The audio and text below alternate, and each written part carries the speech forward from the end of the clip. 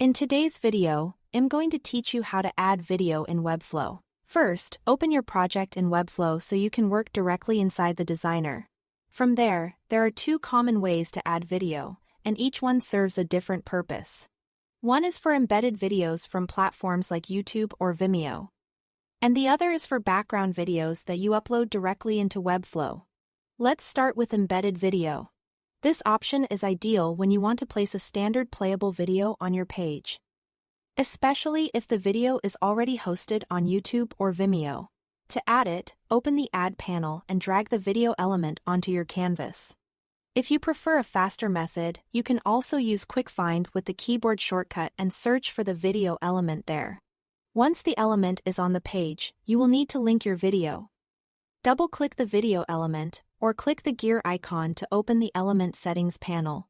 In the URL field, paste the YouTube or Vimeo link for the video you want to display. After that, take a moment to configure the settings. This is where you can enable options like autoplay, looping, or decide whether video controls should be visible to your visitors. These settings help you control how the video behaves and how much interaction users have with it. Now let's look at background video. This option is better when you want a silent, looping visual in the background of a section, such as a hero area or banner. In the Add panel, go to the Advanced section and drag the background video element into the part of the page where you want it to appear.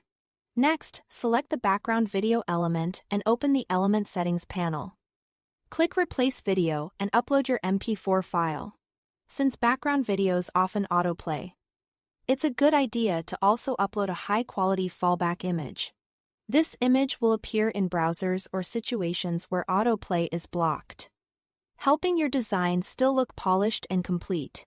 After that, enable the checkboxes for autoplay and looping so the background video plays continuously as intended. This is especially important for creating a smooth visual effect without requiring user interaction. Once everything looks right, publish your site to make the video live. It's always worth previewing your page one more time before publishing so you can confirm the video displays correctly and fits well within your layout. That's all to it. Thanks for watching.